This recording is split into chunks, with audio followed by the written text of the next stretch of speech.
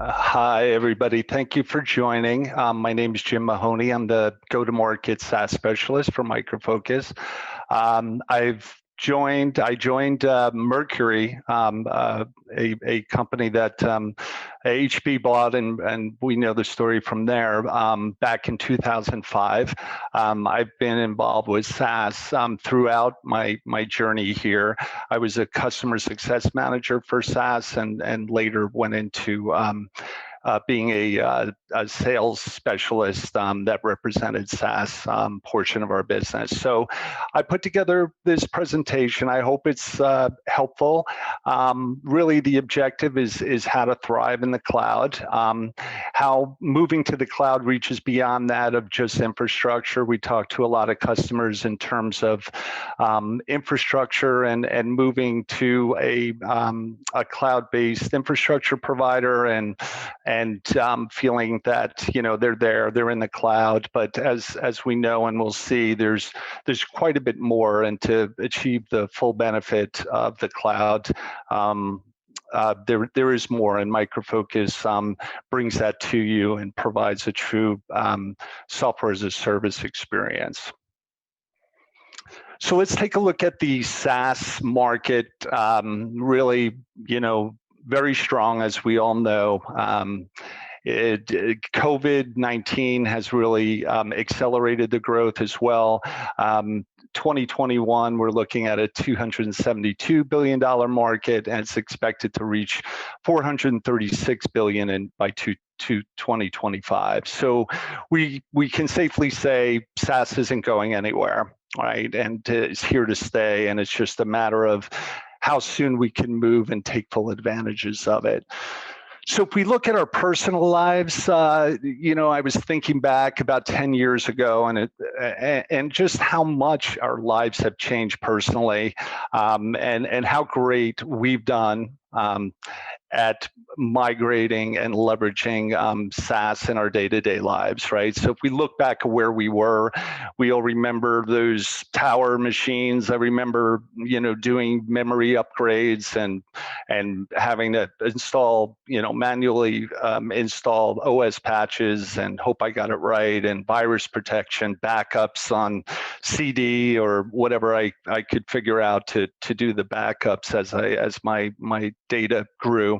Right, so a lot of heavy lifting, there was a lot to,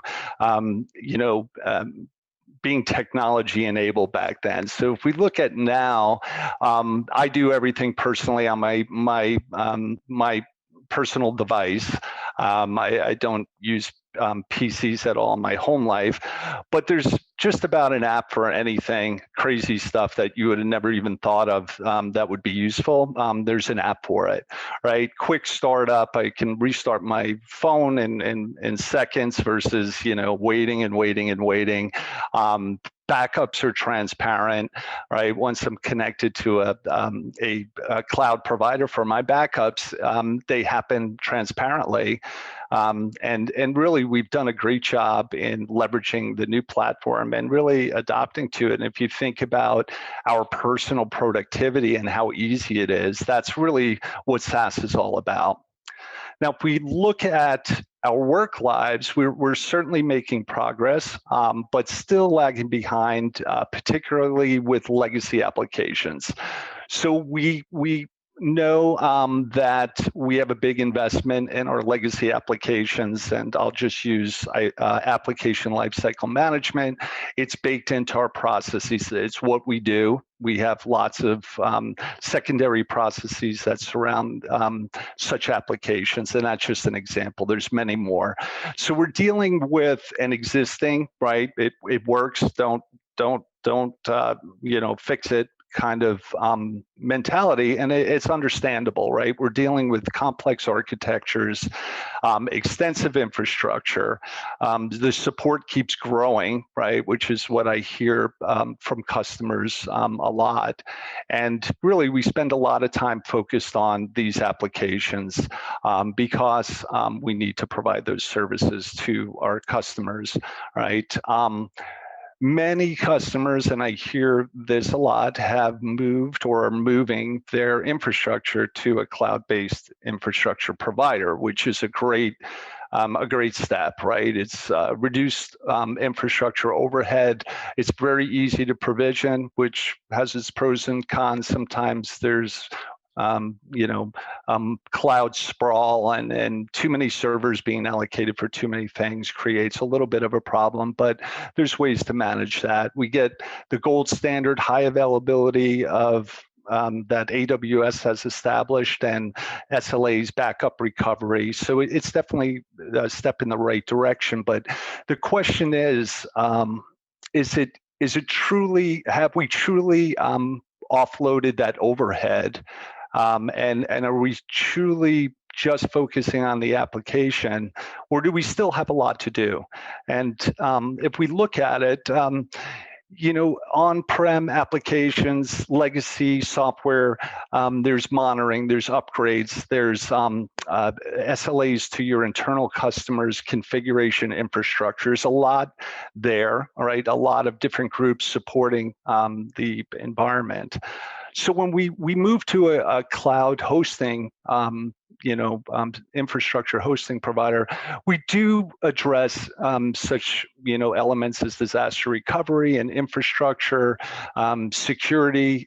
There's additional security, obviously, but at least a secure platform, and then the OS upgrades. So that, in general, and it varies by application, is probably about 25% of the application overhead. A joke that maybe that isn't as funny as I think it is, but it's a lot like moving your television set to a neighbor's house, and they're responsible for the power and the couch and the TV upkeep, et cetera. But it's only part, right? It's only part of the entire story. So by moving to a solution such as Micro Focus SaaS, what you get is a much more comprehensive solution. You get your infrastructure, you get your application upgrades, which would include any hardware required to upgrade, which I hear a lot is a significant undertaking just to get the hardware in place and for the time frame they need it. You get your software support is included. It's a inclusive price. Your backups, DR, configuration management, as well as all of the IT staffing that's required to support and configure the application. And then you also get your integration support. And we'll talk about that a little in a moment. So estimated about 95%. So what's the 5% that remains? They're still using the software, administering the software in terms of creating user accounts. First level of support is typically handled by the customer. If there's an issue here or there, there's someone on staff that can address it. And of course, SaaS provides you not only support as part of the offering, but our support is very closely tied to our R&D. So I would say that is a big bonus, as well as a customer success manager, which is the role that I did for several years. And what that gives you is you have a direct conduit into SaaS. So one of the concerns, and I would have the same concern, is I don't want to just have to enter tickets and wonder if someone's going to pick it up, especially if it's urgent. So that customer success manager acts as your conduit into the SaaS organization, which is an incredible advantage. Again, I worked with the team currently, and I was a member of the team. They truly understand your application. They understand the players internally, and they're able to help provide that oversight that really takes away a lot of the anxiety that a lot of customers have about moving everything that they're used to handling themselves to a third party. The other item that I believe is really awesome, and the customers that I've talked to about it, is we have a usage-based licensing model that's only available through SaaS, and it's really phenomenal. And there's lots of ways to leverage it to better serve your internal customers, and I'll go through a couple of cases on that, as well as it's highly efficient, right? So top reasons why I found customers remain on premises, and I talked to many customers, and believe it or not, many are unaware of our SaaS offerings. So I'm going to go through those. They're considerable and growing. There's concerns around latency and response time. So what will my end user experience be like, right? There's a risk there.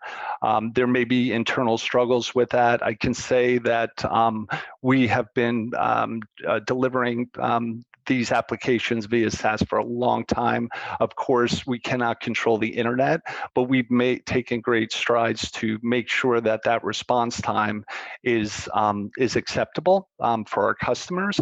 Lack of time and resources to shift.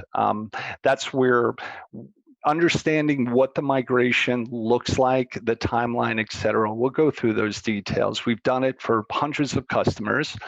We're good at it, and it's not as painful as you might think, mainly because the software that running on-prem is highly compatible, if not exactly the same software that's running on SaaS. So we've addressed that. This item, I hear, and that's part of kind of the core here, is infrastructure is already in the cloud, so we're good. And that's where I hope that everyone walks away with an understanding that that's just part of the puzzle, but we do have offerings that not only give you all of that robust infrastructure, but everything that goes on top of it. And we do use AWS as our infrastructure provider. So you're going to get all of that. Great experience, great company. But you're going to get all of those additional software skills, upgrades, et cetera, on top of that.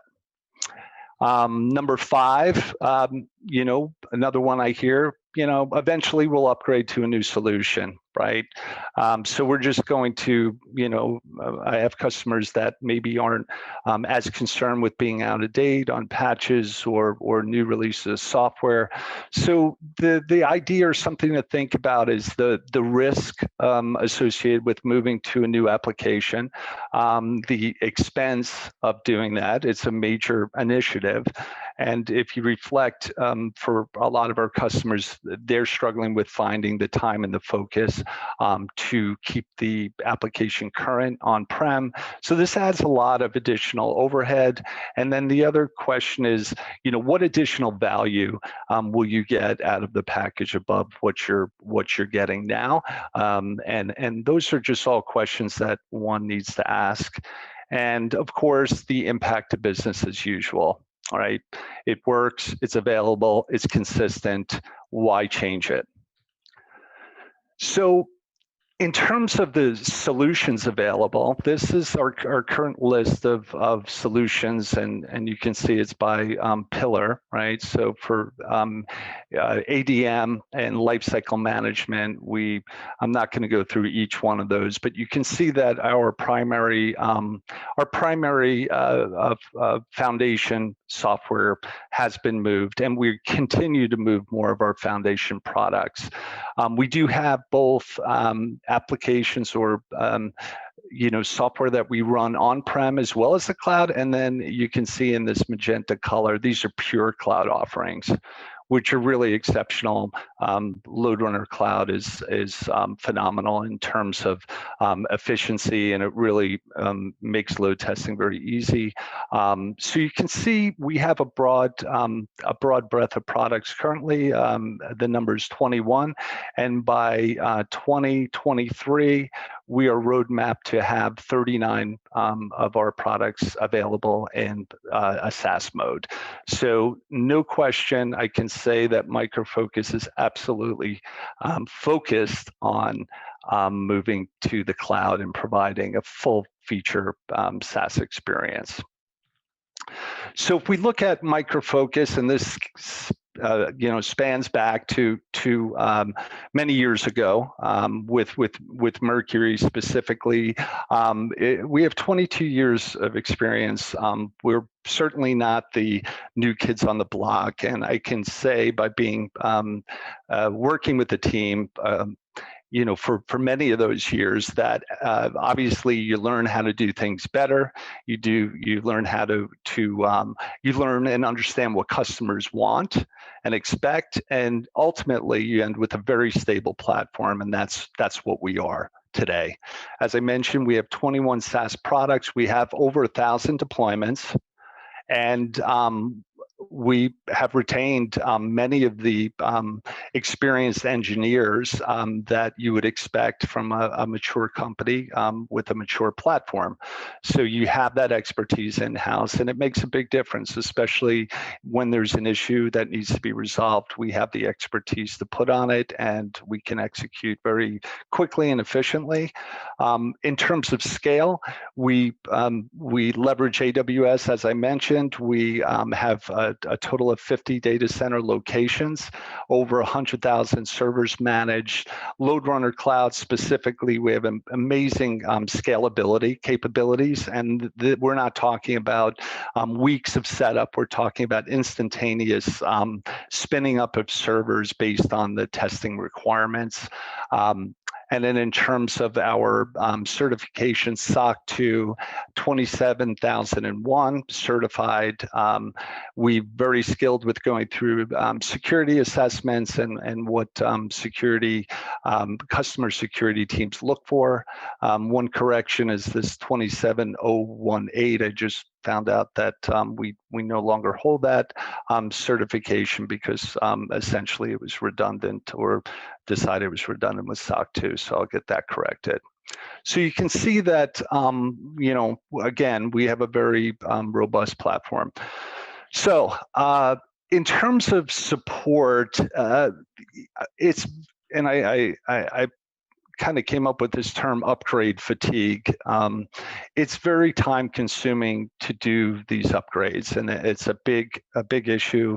It's something that I hear about often.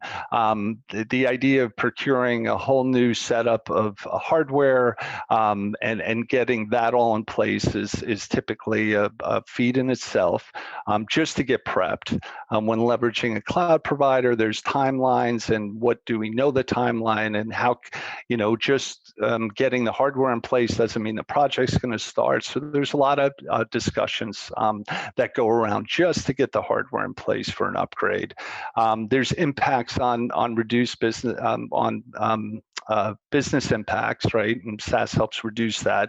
The planning, project management, overhead, finding resources that have the bandwidth to perform the upgrade, orchestrate the testing, orchestrate the rollout, et cetera.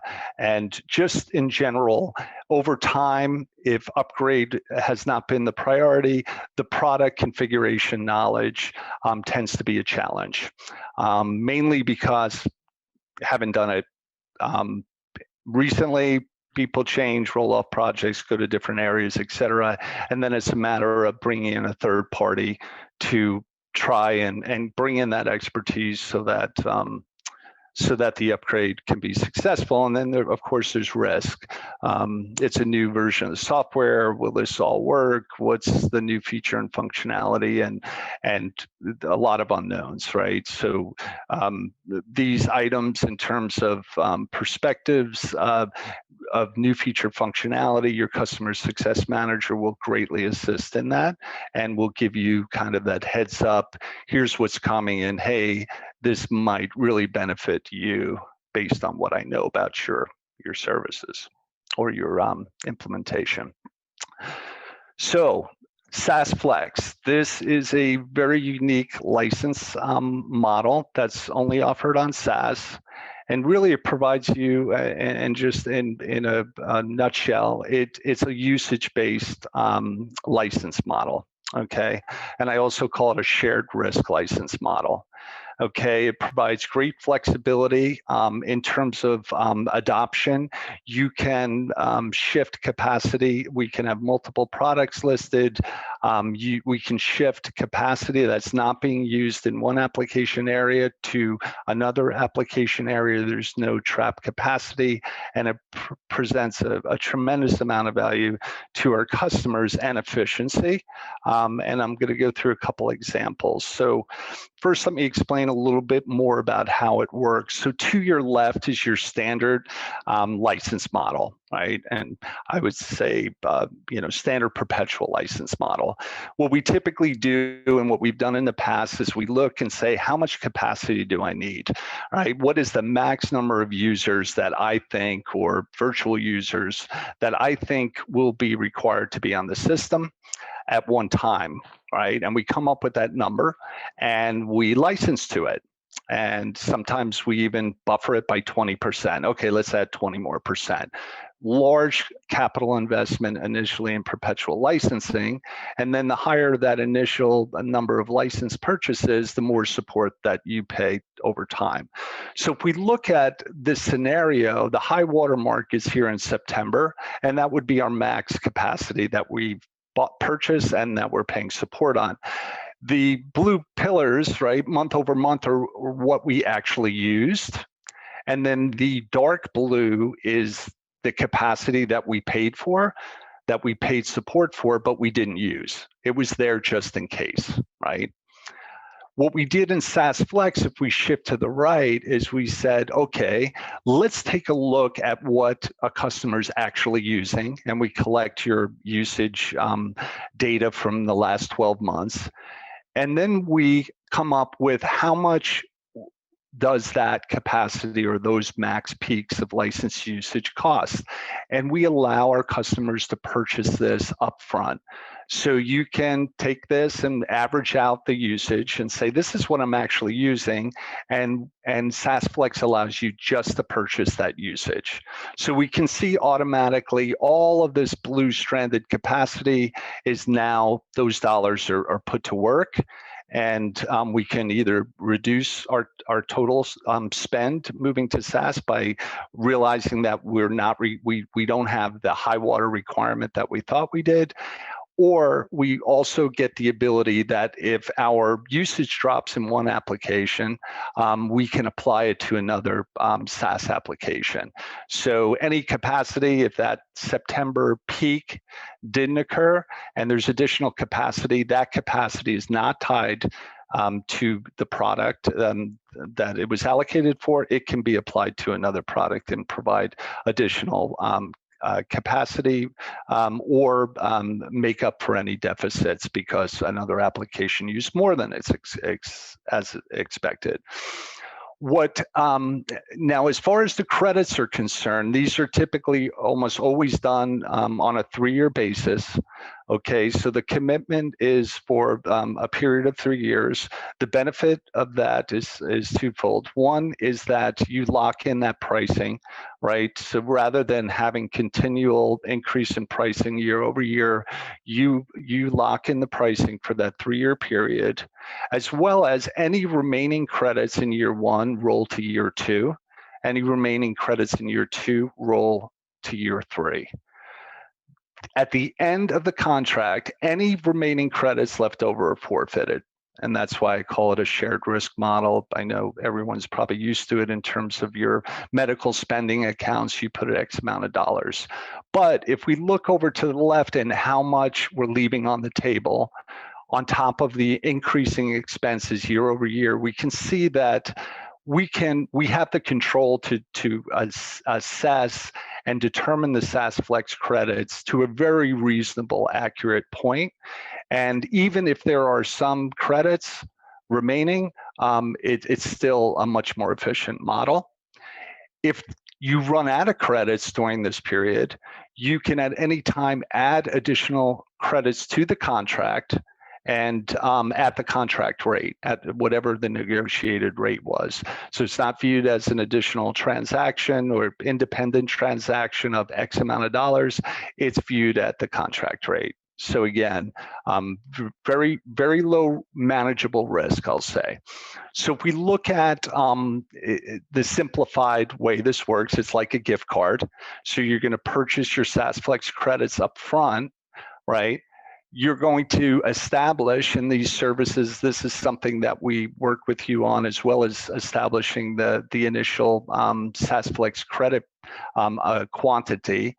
But we can determine any number of products, all of our products, if you'd like, and they're only used, or they're only they only draw down from your SaaS Flex credit balance for what you use, and we adjust this on a month-over-month basis. So you can see just right away the advantages. Let's say ALM Octane is something you're interested in, but you're not sure. You can add it to the SaaS Flex contract.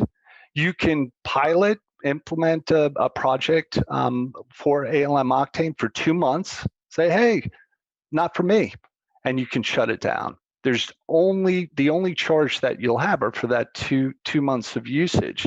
Now that's a huge benefit over having to make a perpetual license investment, right? Which you're kind of like, okay, I think this is the right product, but I'm not sure. Then you may say, okay, I want to do a POC and pilot this, and you're typically pushed into a reduced time frame.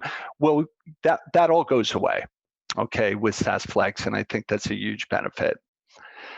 So let's just go through a quick summary of the advantages. So it's a dynamic on-demand consumption model. So month over month, you determine what licensing you want allocated. You work with your customer success manager and establish that, that usage.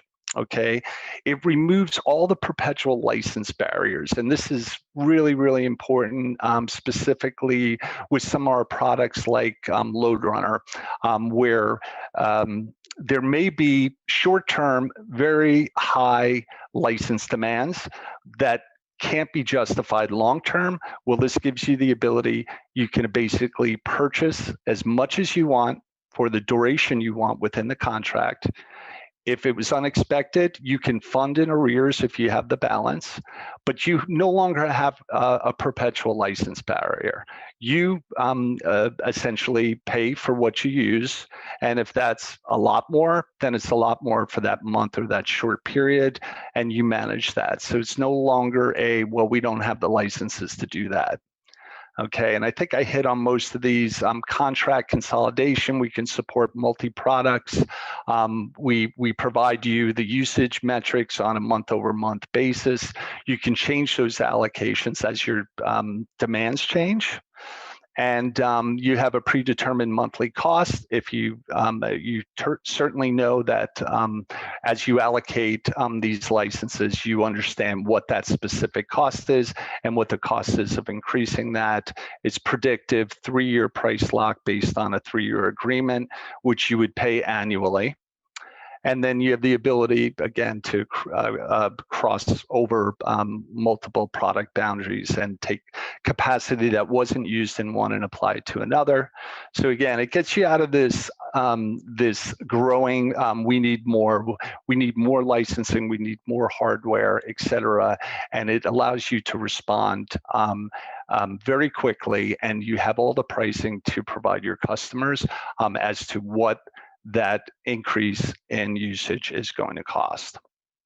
So I'm going to go through a couple of business cases. These are real business cases that I've worked with other customers. So this was a large financial customer that I worked with.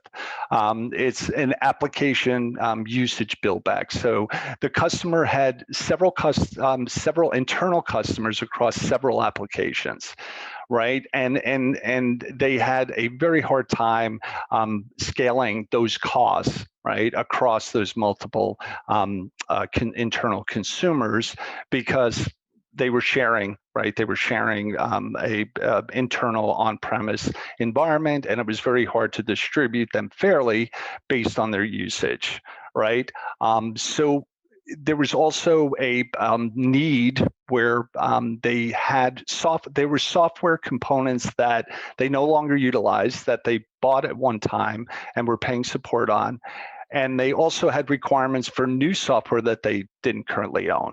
Okay, so the solution that we provided was a cross-application bill-back model, leveraging SaaS Flex, that accurately distributes cost based on usage, allowing individual project teams to allocate license based on monthly usage requirements versus any hard number, right? And this is just going to visualize this. So you can see to my left are the different, user communities across each using a different product, and we get more granular in terms of being able to break out the usage within the product. But for this example, it's several customers that internal customers that are using the Micro Focus application. What we have on the right, far right, is the multiple instances available and that we would stand up. And if there were additional products that you wanted to access, we would be able to spin up those environments as well. Now, what we can provide is a granular usage reporting based on ALM, based on projects, right? Specific projects, et cetera. Load Runner Cloud in terms of what protocols for what period of time. Again, we can do this at the project level, and we report that usage back. So we're understanding what the actual usage was. They're communicating what their requirements are and providing the funding. And it works as a bill back where we have a very accurate rate card that we're able to supply and saying for this capacity it costs X and you used X or you're using X and we expect a certain amount of funding, and it allows us to scale that funding so that we don't just divide it equally across the different groups, that you're paying for what you're using, which was a critical requirement. So on the second business case, this was for a large management consulting firm, similar but a little different. Hopefully I can explain the differences. But this customer had an established Load Runner enterprise footprint on premises. They did not want to move that at this point in time, but from a SaaS Flex perspective, they were very interested in those capabilities. So what we were able to do, and let me just, I'll walk through the challenge a little bit more, is that they had frequent requests seeking high numbers of virtual users, especially around COVID. This was really a big driver for them, is that because they worked on some registration sites for the vaccine, they needed to test for a very extreme high number of users. So they were getting these type of demands, and it was very hard to justify the cost. And the project team would say, well, I want to know the costs and I'll figure it out. And that the individual managing this service had to come to us, and we had to provide different licensing options, and then he had to go to his cloud provider and provide costs associated with the infrastructure, and then he handed it back and they said, no, that's too expensive, right? Which he kind of thought was going to happen anyway. They had inability to justify the additional perpetual license requirements, so they did not want to take on the requirements or the additional software based on this project. And they, as I mentioned, the time-consuming process of providing that those costs, et cetera. So what we put together was the idea of a demand-based SaaS, which can be funded based on individual project needs without the accumulation of the long-term technical debt. So there would be no additional licensing. As I said earlier, we have no perpetual licensing barriers, and then we have different consumption options available through the SaaS Flex in terms of, in this case, it was virtual user hours, where we can do a hybrid and be very granular in the most efficient consumption of licensing as possible. Very similar. In this case, it was Load Runner Cloud. We provide the center owner or the service owner requests come from the user community. he has access to the rates and the specific details as to what the services would cost. He's able to provide that pricing immediately, which was very significant. No more reaching out to Micro Focus, what's the price, what are the terms I can get, no more having to check with the cloud hosting provider, et cetera, for the hardware. He's able to instantly respond, look it up, okay, you want 10,000 virtual users for 2 months, here's the pricing for that. Sounds like a go? Okay, well, maybe if it's that price, we'll go with 20,000 virtual users. Okay, puts the funding, provides the funding for that pricing, and then the customer success manager works with the center owner and establishes that licensing for the term that's required. So it's extremely fluid, and it allows to do this demand-driven SaaS where you're not needing to do all of that additional upfront capacity, high watermark kind of discussions. You can go ahead and be very responsive based on the project needs and provide specific costing for that capability. Okay. And here's where I would say, are there any questions? But I'm sure you're typing questions as I'm speaking. So we'll move on to migrating to SaaS. Like, what does that look like? And I'm going to talk specific about a lift and shift, which would be defined as you have an on-premises environment. It's up and running. It has integrations, et cetera, et cetera. What do we do? How do we get started on this? So during pre-sale, we'll ask you to complete a on-prem environment assessment questionnaire. It'll ask you questions about the software version. It'll ask you questions about integrations, right? Number of users, et cetera. We'll have a internal review of the integrations. If there's anything that we need clarity on, we'll work with you to determine, if there are any questions and how the particular integration is implemented, et cetera. And then we'll review the timeline considerations. So there will be discussions around timelines and what is the ideal timeline. Are there any barriers on your side in terms of being able to move over as quickly as possible? Once the decision to move to SaaS is made, we'll go ahead and have a project kick off. A customer success manager is assigned. We'll determine the best migration approach. So there's many ways to handle this. We'll look at and ask questions about your user distribution, your users' focus on particular assets, et cetera. We'll determine if it's a phased approach, if it's an all-at-once approach. We'll work out the details to make sure that it's seamless for you and that we minimize any kind of downtime. We'll work with you on guiding an environment cleanup. We work with many customers that have not regularly cleaned up their environment. We'll take a look at that. We'll work with you to clean up, reduce a lot of data, archive if required, et cetera. And then we'll perform the export and transfer, and it's essentially exporting your environment and then transferring it via secure FTP to our facility. We'll build out those environments, then we'll do an upgrade. So as part of the migration, an upgrade is always performed, unless you are on the latest version, it was unnecessary, but most of the time we're performing the upgrade.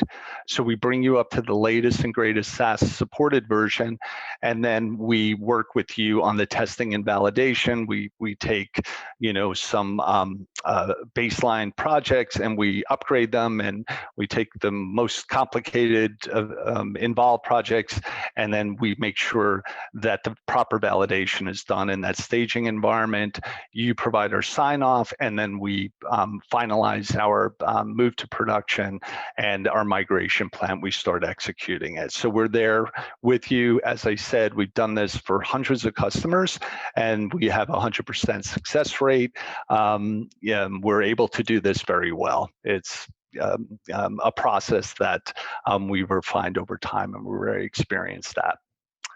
So if we look at timelines in general, this is an estimate, but typically, probably on average, we're probably looking at 3 months. This kind of gives you the idea of the time allocations, environment provisioning, upload of the data. This is highly dependent on the volume of data. It could take a long time, and again, we do this in phases. If that's the case, the UAT phase that I mentioned, the dry run, and then the go to production. All right. So we'll put together this plan for you based on your environment, and then we'll work with your designated personnel on your side to make sure that this goes very smoothly.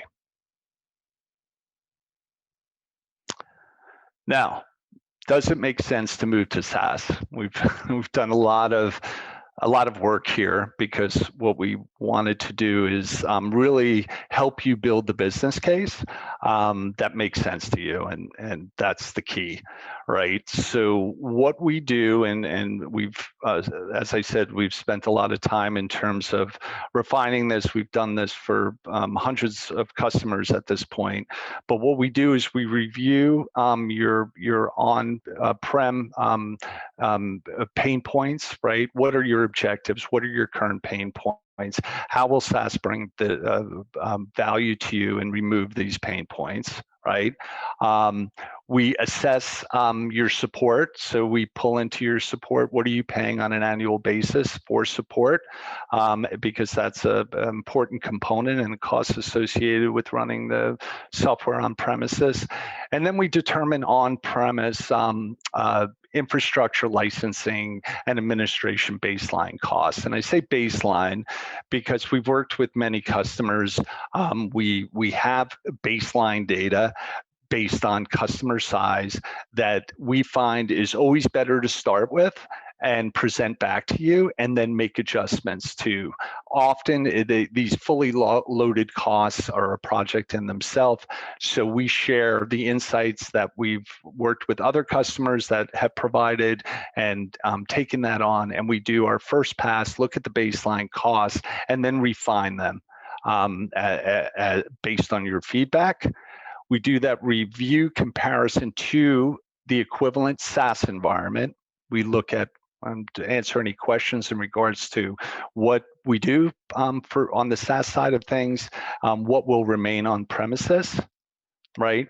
And then we refine. We go through a refinement process. We add your feedback, and essentially what we build is a case that says that this makes financial sense, it's detailed, and it gives you the ability to make a educated decision, to work internally, to validate it with your internal management teams, and provide that business case that puts everyone in a very confident position to move forward. And as I said, we look forward to engaging with you on this process. And if it doesn't make sense, it doesn't make sense. It's something that again, we want this decision to make sense to you, but in most cases, there's a very strong argument on the value that moving to SaaS will bring, and it's just a matter of uncovering it. And we help you do that. So summary. Why Micro Focus SaaS, right? So we develop license models that are going to give you a great amount of flexibility and really take your any dollar you put into supporting the software to use and allow you to move it across all of our portfolio that's available on SaaS. We're committed to making the cost as effective and low cost or risk-free as possible. So we've done this many times.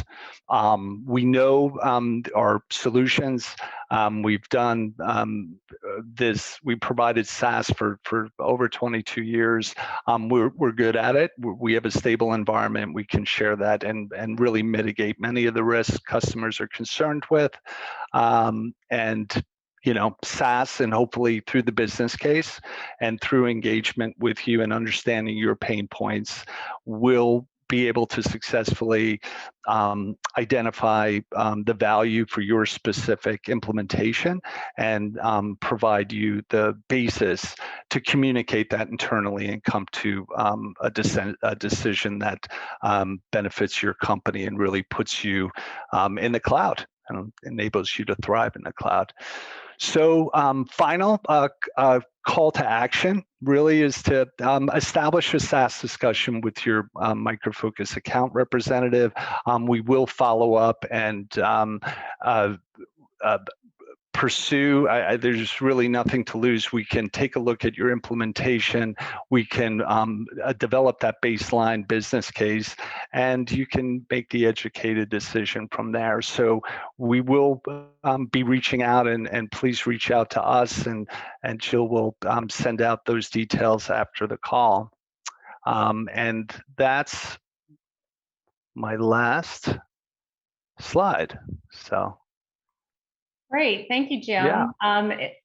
If there's any questions, please take yourself off of mute and you can ask live, or if you prefer, you can add a question to the chat. In fact, I did see one come in, Jim. I'll go ahead and, and ask it here. It says, can you explain the virtual user hour model versus standard licensing, especially in the context of running a COE?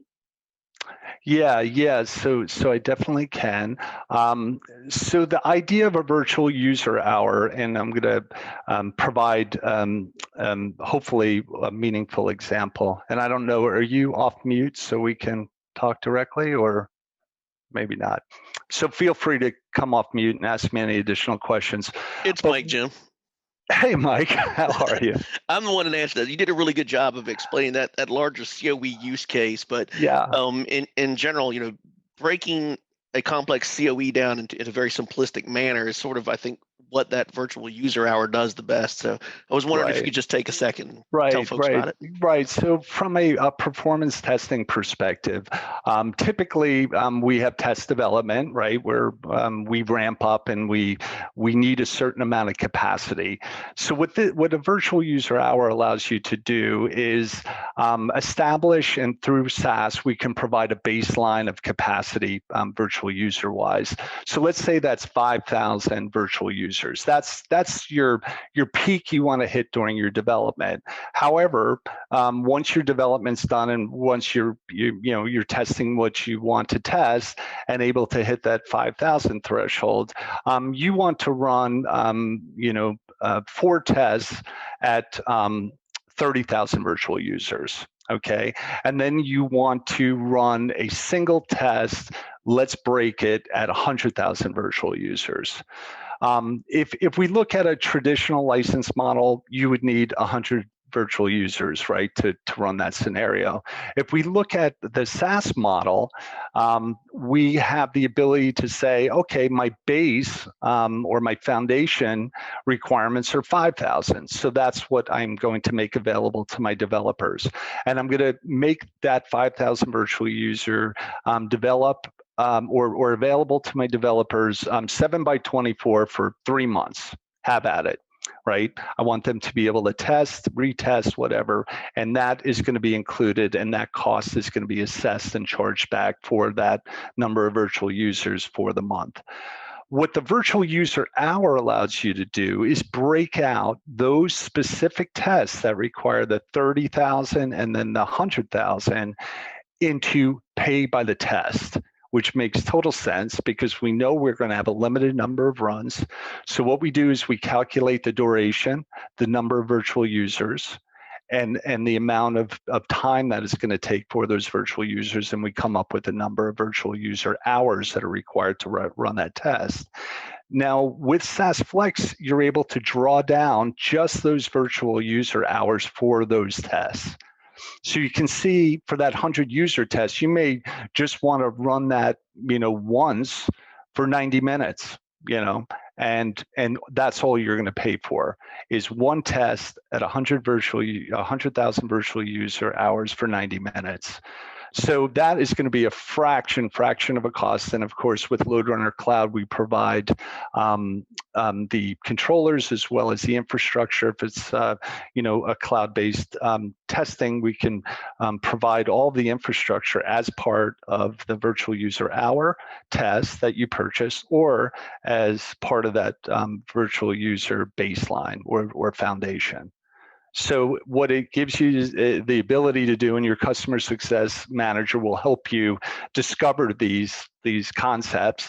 But our customers pick up on it very quickly, and now they're looking at it as like, well, how many virtual users do I really need for the development phase? And then how many virtual user hours would make sense, right, to really bring us up to peaks that we've never been able to reach before. Again, you're no longer bound by perpetual license barriers. So now it's a matter of what do I want to test? And again, it's very appealing. It really extends your ability to serve your internal customers, and it really reduces the running around that someone needs to do when pricing is needed for extended capacity. Hopefully, Mike, thank you for the question. Okay, great. We have another one Sure. from Gita. Gita's asking, from a customer perspective, what are some of the potential top drawbacks of moving to a SaaS model? From a customer perspective, the drawbacks. One is that, and this could be a positive or a negative, is that we do all the configuration for you. So instead of going out and being able to tweak a parameter, you would submit a request to have that parameter tweaked, right? And we would respond, obviously, promptly and put that in place for you. So that while that's not a very routine thing, hopefully, that would be something that was different. In terms of additional downsides, again, besides losing the control of the configuration of the environment, because obviously we're responsible, I see everything as an upside. Okay, the only differences are, depending on the product, you may have to request that components get migrated between environments. It varies by product. Configuration changes that you normally would be able to do, you may have to, again, enter a request, and we would do those for you. Understood. Thank you, Jim. You're welcome.